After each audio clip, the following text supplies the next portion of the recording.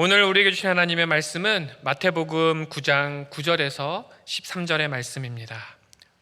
제가 가진 성경으로 신약 13면에 있습니다.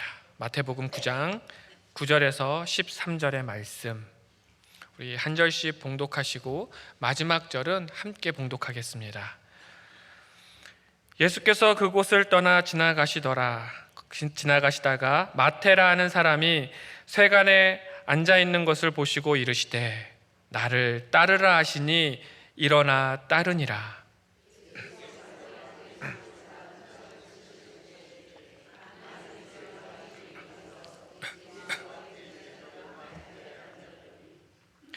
바리새인들이 보고 그의 제자들에게 이르되 어찌하여 너희 선생은 세리와 죄인들과 함께 잡수시느냐.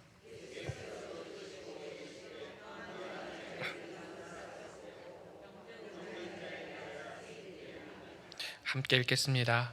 너희는 가서 내가 긍휼을 원하고 제사를 원하지 아니하니라 하신 뜻이 무엇인지 배우라. 나는 의인을 부르러 온 것이 아니요 죄인을 부르러 왔노라 하시니라. 아멘. 20세기 심리학의 거장 칼 융은 인간의 내면을 평생에 걸쳐서 탐관 끝에 그림자라는 개념을 제시했습니다. 이 그림자란 우리가 너무 부끄럽거나 고통스러워서 의식 밖으로 밀어내고 또 숨겨버린 자아의 어두운 면, 그것을 그림자라고 표현을 했습니다.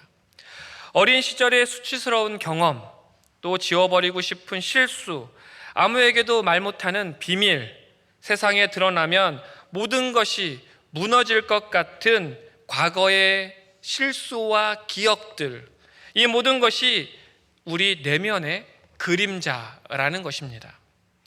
칼 융은 그리고 이렇게 우리에게 경고했습니다. 당신이 무의식을 의식화하지 않으면 그것이 당신의 인생을 지배하게 되고 당신은 그것을 운명이라고 부르게 될 것이다. 숨겨진 과거는 더 깊이 우리를 지배한다라는 것이죠. 그 어두움을 직면하는 것만이 자유로 가는 길이다라고 지금 칼 융은 말하고 있는 것입니다. 그러나 문제가 있습니다. 인간의 의지만으로는 그 어두움을 온전히 직면하는 것이 너무나도 두렵고 어렵습니다. 인간의 힘으로는 충분하지가 않기 때문에 그렇습니다. 우리에게 그 어려움과 문제를 직면하기 위해서는 바로 하나님의 은혜가 필요합니다. 미국의 저명한 기독교 작가인 존 엘드리지는 그의 책 마음의 회복에서 이렇게 고백했습니다. 모든 남자가 상처를 안고 살아간다. 나는 상처가 없는 남자를 단 한 명도 만나본 적이 없다. 이것은 비단 남성만의 이야기는 아니지요. 모든 인간은 삶의 이면을 깊이 들여다보면 타인에게 드러내기 꺼려지는 상처와 수치를 다 품고 살아갑니다. 엘드리지는 그 상처들이 치유받지 못한 채 방치되게 된다면 어떤 결과를 낳는지 오랫동안 연구하였습니다. 대인관계의 반복적인 실패, 무너지는 자존감, 극도의 비관주의, 깊은 우울과 강박, 그리고 결국에는 하나님과의 관계마저 냉각되어 버립니다.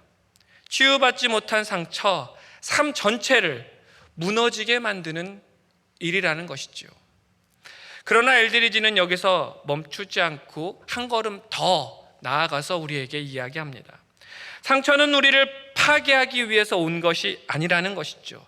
오히려 그 상처가 온전하게 치유될 때 우리가 가장 깊이 다른 사람을 섬길 수 있는 자리가 열릴 수 있다라고 고백합니다. 이것이 바로 엘드리지가 말하는 상처 입은 치유자의 원리입니다. 자신의 상처를 통과한 사람만이 동일한 아픔을 가진 사람의 고통을 진정으로 이해할 수 있다는 것이죠. 그리고 그 사람을 진심으로 위로하며 생명의 길로 인도할 수 있는 자, 그가 바로 상처 입은 치유자라는 것입니다. 사람들은 치유받지 못한 이 고통스러운 과거의 기억, 그리고 마음의 상처를 마주하게 될 때 대체로 세 가지 부류의 반응을 보인다고 합니다. 첫 번째 부류는 깊은 상처를 경험한 후에 끝없이 자괴감에 빠진다라는 거죠. 스스로를 아무런 가치 없는 무익한 존재, 그것으로 자신을 깎아내리면서 인생의 모든 소망을 체념해 버리는 사람, 그 사람이 첫 번째 부류라는 것입니다. 두 번째 부류는 상처로 인해서 자신의 실패와 그 불행의 책임을 오로지 타인 그리고 환경 탓하며 사는 사람들이라는 것이죠. 그러면서 원망 속에서 살아가는 사람들, 그 사람들이 바로 두 번째 부류입니다. 마지막 세 번째 부류는 십자가의 보혈의 은혜로 자신의 상처를 치료받고 성령 하나님의 능력 안에서 그 혹독한 시련을 이겨내어서 결국에는 절망에 빠진 타인에게 그 생명의 씨앗, 십자가의 은혜를 전하는 영광스러운 사명자로 살아가는 사람, 그 사람들이 세 번째 부류의 사람들이라는 것입니다. 오늘 본문 마태복음 9장 9절에서 13절은 우리에게 바로 그러한 진리를 아주 선명하게 지금 보여주고 있습니다. 9절 말씀을 다시 한번 보시면 예수께서 그곳을 떠나 지나가시다가 마태라 하는 사람이 세간에 앉아 있는 것을 보시고 이르시되 나를 따르라 하시니 일어나 따르니라. 이 장면이 얼마나 충격적인지를 우리가 이해하려면 그 당시 유대 사회에서 세리가 어떤 존재인지를 우리가 조금은 알아야 합니다. 그 당시 이 세리는 단순히 세무 공무원 그것만을 이야기하는 것이 아니었습니다. 로마 제국을 위해서 동족의 피를 짜내는 배신자였습니다. 또한 창녀나 나병 환자와 같은 동급으로 여겨지는 사회의 최하층이었습니다. 그들은 거룩한 회당 예배에 참석하는 것조차도 금지되어 버렸습니다. 법정에서 그들은 거짓말쟁이로 찍혔기 때문에 증인으로 설 자격도 박탈당한 자가 세리였습니다. 그들이 거둬들인 세금 그 일부를 사리사욕을 위해서 그들은 착복했기 때문에 강도와 같은 죄인이었습니다. 또한 사람들은 그들은 죄인이었기 때문에 세리들과 함께 한 식탁에 앉아서 같이 식사를 거부하였습니다. 세리의 자녀들조차도 아버지의 직업을 드러내는 것 꺼려했습니다. 그것은 씻을 수 없는 사회적 낙인이었기 때문입니다. 세리 스스로도 자신의 직업이 부끄러운 줄은 알았습니다. 그러나 이미 사회에서 버림받은 세리 마태였기에 달리 선택할 길이 없었습니다. 그래서 마태는 오늘도 그 세관에 홀로 앉아 있습니다. 아무도 그의 이름을 인격적으로 불러주지 않는 곳, 아무도 그의 내면을 들여다보지 않고 깊은 그늘 속에 홀로 앉아 있는 자가 지금 세리 마태였습니다.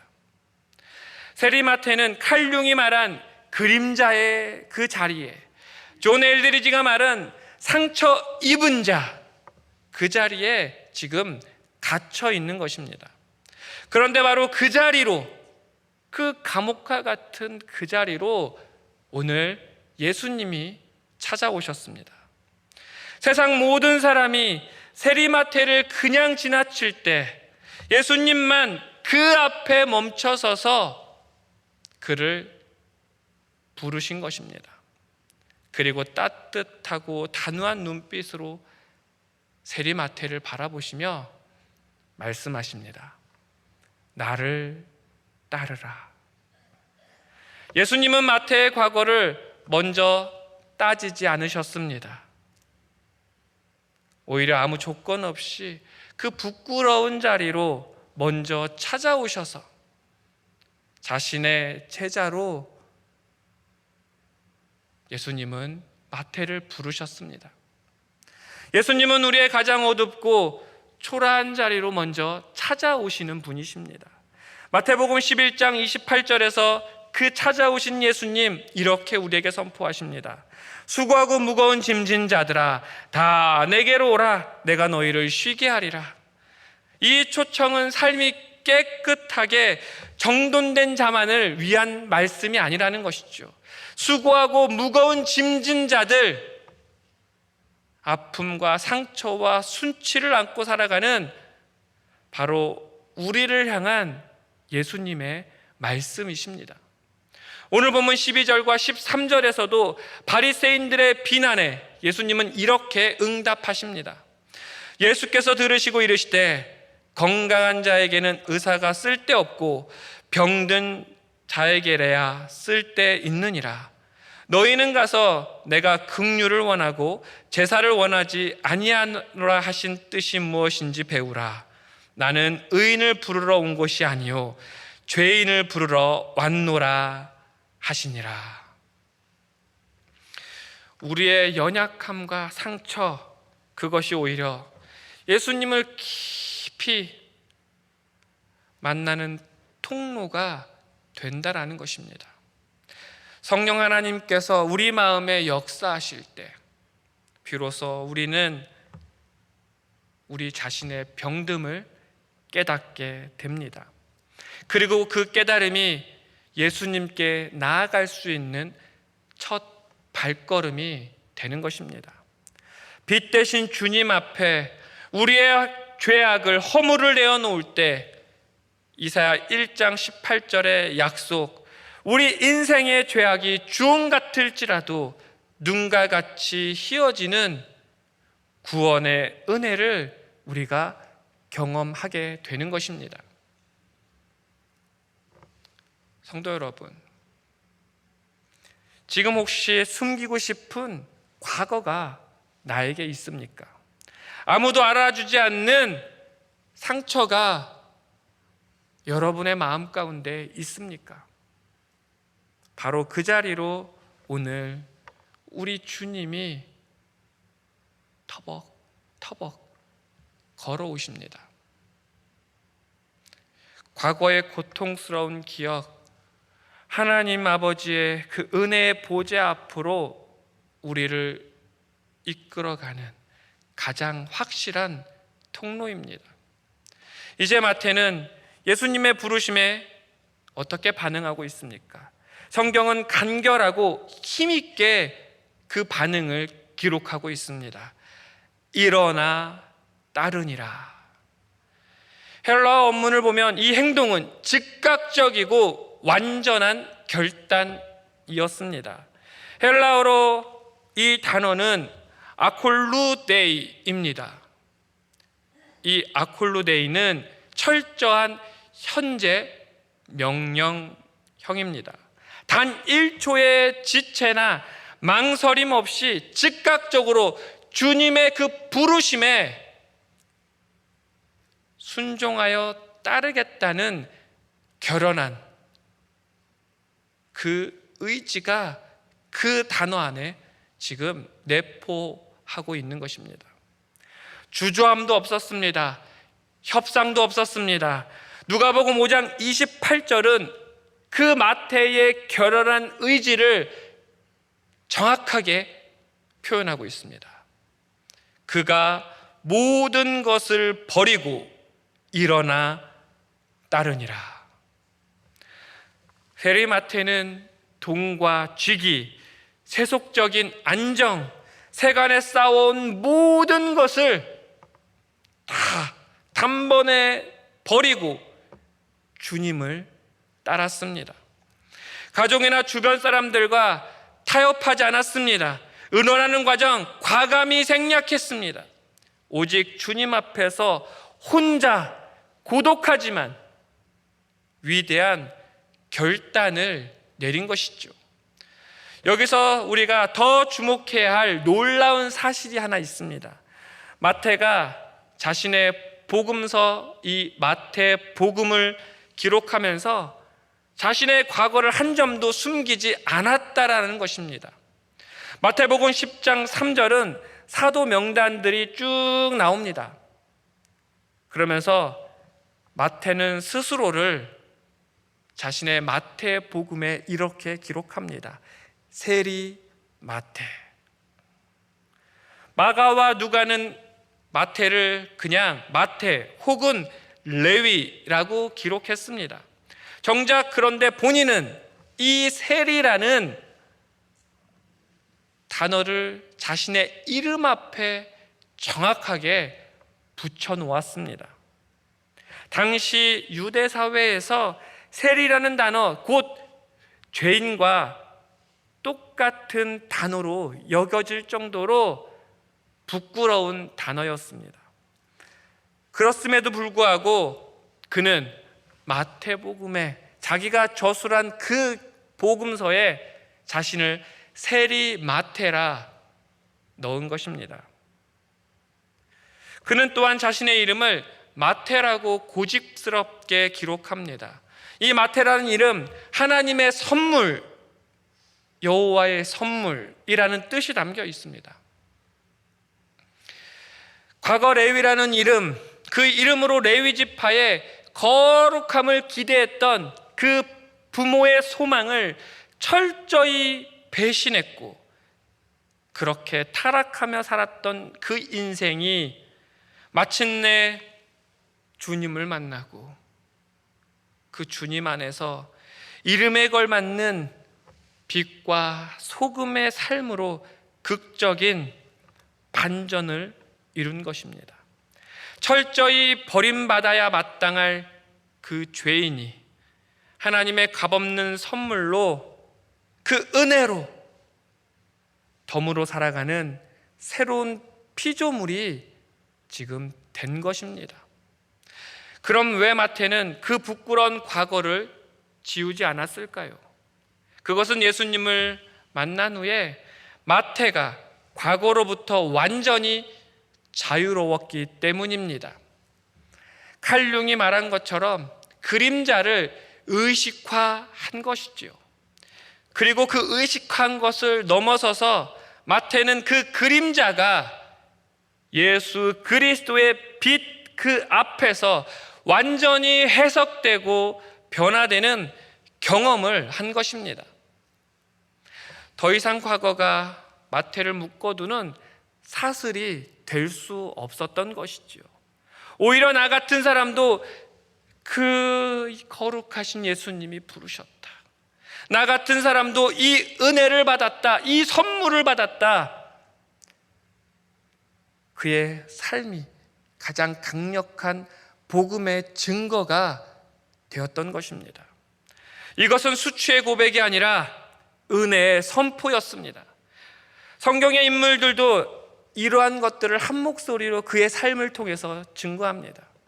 형들에게 팔린 요셉, 당신들은 나를 해하려 하였으나 하나님은 그것을 선으로 바꾸셨다 고백했습니다. 살인한 후에 광야로 도망친 모세, 40년의 훈련을 마친 후에 출애굽의 위대한 지도자로 다시 태어났습니다. 그리스도인들을 핍박했던 사울, 주님을 만난 후에 바울이 되었고 복음을 위해 목숨을 내던진 위대한 사도가 되었습니다. 이들의 공통점은 단 하나입니다.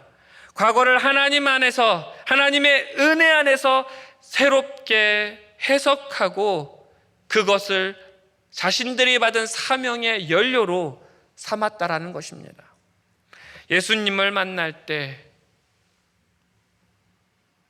우리의 과거는 하나님의 구속의 은혜를 증거하는 가장 빛나는 훈장이 됩니다. 이러한 훈장을 단 마태, 예수님을 따른 후에 가장 먼저 한 일이 있습니다. 10절을 보면 마태는 자신의 집에 큰 잔치를 베풀었다 지금 기록하고 있습니다. 그리고 그 자리에 자신과 똑같이 멸시받고 천대받고 소외된 세리들과 죄인들을 대거 초청합니다. 마태는 치유를 받자마자 동일한 아픔을 가진 자들에게 먼저 달려간 것입니다. 마태는 동료들을 향해 이렇게 지금 선포하고 있는 것이죠. 나를 봐라. 죄인된 내가 예수님을 만나서 이토록 새롭게 살기로 결단했으니 나와 같은 죄인 취급받고 있는 너희들 어둠의 자리에서 일어나 나처럼 빛이신 예수님께 나와 영원한 생명을 얻어라. 지금 그의 삶을 통해서 이야기하고 있는 것입니다. 그의 변화된 삶 자체가 가장 강력한 복음의 메시지가 된 것입니다. 주님의 부르심을 입은 직후부터 동료들을 적극적으로 다가가 예수님이 생명이시다, 예수님이 빛이시다, 지금 삶을 통해 증거하는 열정적인 복음의 전도자가 된 것입니다. 이것이 상처가 사명이 되는 원리입니다. 존 엘드리지의 말처럼 우리 모두는 다 상처를 안고 살아갑니다. 그러나 그 상처가 예수님의 거룩한 보혈을 만날 때 단지 견디는 고통이 아닙니다. 그 상처는 다른 사람을 살리는 능력의 원천이 되는 것입니다. 아픔의 깊이만큼 공감의 폭이 넓어집니다. 상처의 크기만큼 위로의 능력이 커집니다. 나만이 전할 수 있는 복음이 있습니다. 나의 상처에서만 흘러나오는 위로가 있습니다. 그 상처가 바로 주님이 나를 부르신 사명의 현장입니다. 마태복음 10장 3절의 사도 명단에서 마태는 자신을 가리켜 세리 마태라 기록했지만 마태는 자신과 동일한 처지에 있는 그 죄인과 같이 취급받고 있었던 그들을 향해서 복음을 전할 수 있는 유일한 사도였던 것입니다. 누가 죄인된 세리에게 복음을 전할 수 있겠습니까? 바로 세리였던 마태입니다. 누가 회당에서 쫓겨난 나병 환자에게 다가갈 수 있겠습니까? 직접 그 고통을 경험한 그 사람이 그 일을 할 수 있습니다. 상처의 언어는 상처를 통과한 사람만이 말할 수 있습니다. 그래서 하나님은 우리의 상처를 지우지 않으십니다. 오히려 그 상처를 통해서 가장 특별한 사람에게 가장 특별한 방법으로 생명의 복음을 전하게 하십니다. 그러나 한 가지 분명히 기억해야 할 것이 있습니다. 마태가 치욕스러운 과거를 세상 앞에 당당히 드러낼 수 있었던 것, 그것은 바로 우리 주님을 만난 후에 그의 삶이 완전히 변화되었기 때문입니다. 은혜를 받은 뒤에도 삶이 변화되지 않는다면 과거를 간증할 수 없습니다. 성령의 열매를 맺는 성화된 삶이 따라올 때 비로소 우리의 과거는 복음을 전할 수 있는 가장 강력한 간증이 됩니다. 포악한 핍박자 그 사울이 사도 사울로, 속이는 자 야곱이 이스라엘로 변화되었듯이 이 변화는 철저히 하나님의 은혜의 역사입니다. 예수님을 만난 후의 삶, 그리스도의 향기가 날 때 우리의 과거는 세상을 향한 가장 강력한 복음을 전할 수 있는 무기가 됨을 우리가 기억해야 합니다. 미국 역사상 가장 강력한 정치 스캔들이라고 한다면 워터게이트 사건이라 할 수 있습니다. 이 사건의 핵심 인물이었던 척 콜슨의 이야기를 드리고자 합니다.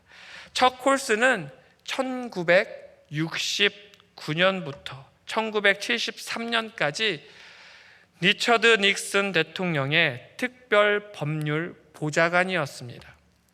그의 별명이 있었는데요, 그의 별명은 닉슨의 도끼맨이었습니다.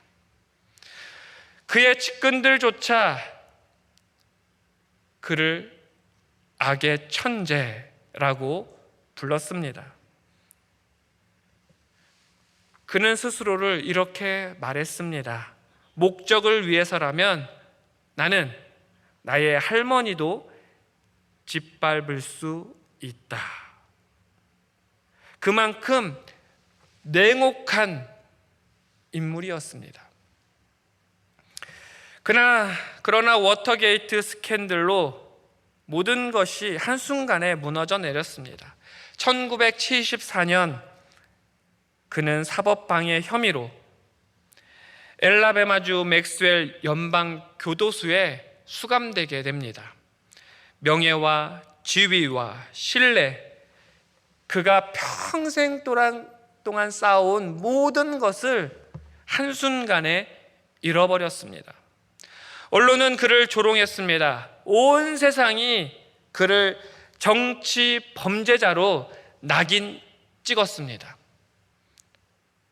그런데 교도소로 들어가기 직전에 친한 친구가 그에게 책 한 권을 손에 쥐어주었습니다. 그 책은 C.S. 루이스가 쓴 순전한 기독교였습니다. 콜슨은 교만이 모든 죄의 근원이다 라는 책의 내용을 읽었습니다. 그리고 멈춰섰습니다. C.S. 루이스는 그 구절에서 이렇게 썼습니다. 교만한 사람은 항상 세상을 내려다보며 걷는다. 그래서 그의 위에 있는 존재, 그보다 무한한 뛰어나신 분, 그분을 볼 수가 없다. 그 순간 콜슨은 이 글이 바로 나에게 쓴, 나를 향한 그림을 깨달았습니다. 그는 책을 덮고 친구의 집 앞에 차를 세워놓고 한참 동안 앉아 있었습니다. 그리고 그 누구보다도 예상치 못한 일을 경험했습니다. 닉슨 대통령의 도끼맨으로 불렸던 콜슨, 그 차 안에서 혼자 흐느끼기 시작했습니다. 그는 훗날 이렇게 이 시간을 회고했습니다. 나는 1시간 동안 하나님을 향해 부르짖었습니다. 어떤 말이 맞는지도 몰랐습니다.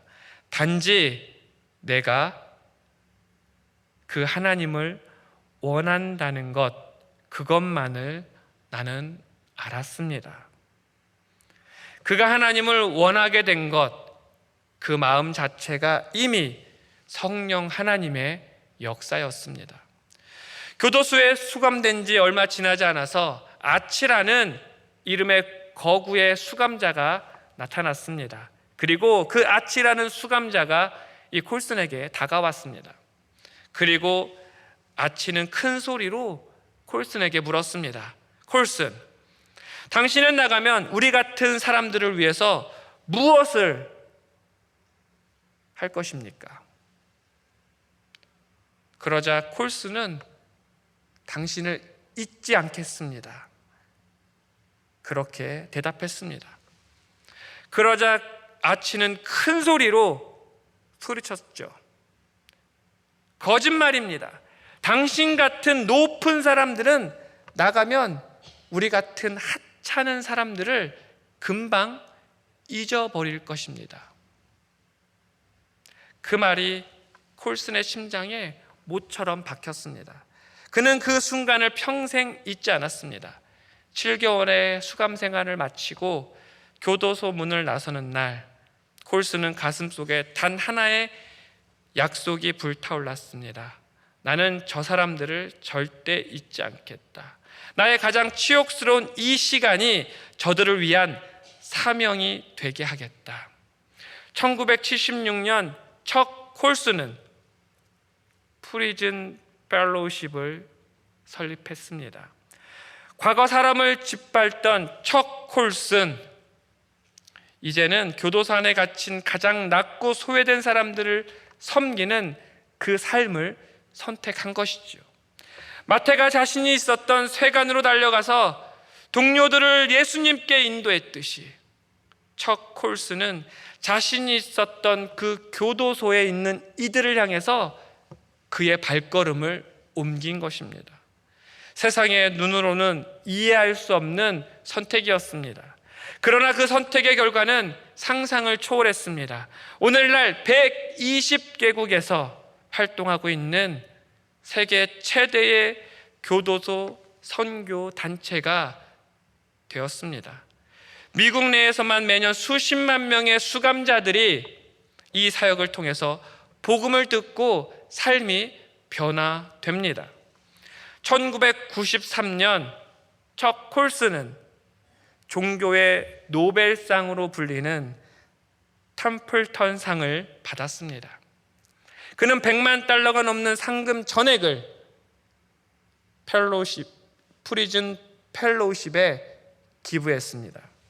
그리고 그는 말년에 이렇게 고백했습니다. 나는 워터게이트에 감사합니다. 교도소 썩은 바닥에 누워서야 인생에서 중요한 것은 번연과 타락과 쾌락이 아니라 영혼의 성숙이라는 것을 비로소 깨달았습니다. 내가 그토록 숨기고 싶었던 교도소 수감의 그 과거가 오히려 하나님이 내게 허락하신 가장 큰 선물이 되었습니다. 세상이 수치라고 낙인 찍은 그 과거가 세계 120개국 수백만 명의 수감자들에게 복음을 전하는 가장 강력한 사명의 열쇠가 되었습니다. 우리는 예수님을 만날 때 우리가 영원히 숨기고 싶은 과거, 그 과거가 세상에서 가장 찬란히 빛나는 사명으로 변화됩니다. 사랑하는 성도 여러분, 여러분 중에 혹시 아직도 가슴 속에 아무에게도 꺼낼 수 없는 상처를 안고 살아가고 계신 분들이 있으십니까? 평생 숨기며 살아온 과거, 차마 말하지 못하는 수치, 지금도 밤이 되면 찾아오는 그 눈물이 혹여나 여러분 가운데 있으십니까? 칼융의 말처럼 그 그림자를 혼자 마주하는 것 너무나 두렵고 힘겨운 일입니다. 그러나 오늘 예수님이 말씀하신 것처럼, 행하신 것처럼 바로 그 자리로 예수님이 찾아오십니다. 마태의 세관 앞으로 척 콜슨의 교도소 독방으로 찾아오셨던 그 주님이 지금 이 순간 여러분에게 말씀하십니다. 나를 따르라. 예수님을 깊이 만나셔야 합니다. 그러면 우리가 영원히 숨기고 싶었던 부끄러운 과거가 세상에서 가장 찬란히 빛나는 사명으로 변화되는 것입니다. 척 콜슨의 가장 치욕스러운 과거가 세계 최대 교도소 선교의 열쇠가 되었듯이 나를 눈물 짓게 했던 바로 그 아픔이 오직 나만이 전할 수 있는 가장 고귀하고 거룩한 사명으로 피어오르게 되는 것입니다. 숨기고 싶은 흉터가 오히려 예수의 흔적이 되는 것입니다. 우리의 상처는 우리를 가두는 감옥이 아닙니다. 하나님의 은혜를 세상에 흘려보내는 가장 아름다운 통로입니다. 오늘도 주님은 우리에게 말씀하십니다. 나를 따르라. 그리고 우리는 주님의 그 음성에 응답합니다. 모든 것을 버려두고 일어나 따르니라. 기도하시겠습니다. 하늘에 계신 우리 아버지여, 이름이 거룩히 여김을 받으시오며 나라의 임하옵시며 뜻이 하늘에서 이룬 것 같이 땅에서도 이루어지이다. 오늘날 우리에게 일용할 양식을 주옵시고 우리가 우리에게 죄 지은 자를 사하여 준 것 같이 우리의 죄를 사하여 주옵시고 우리를 시험에 들게 하지 마옵시고 다만 악에서 구하옵소서. 대개 나라와 권세와 영광이 아버지께 영원히 있사옵나이다. 아멘.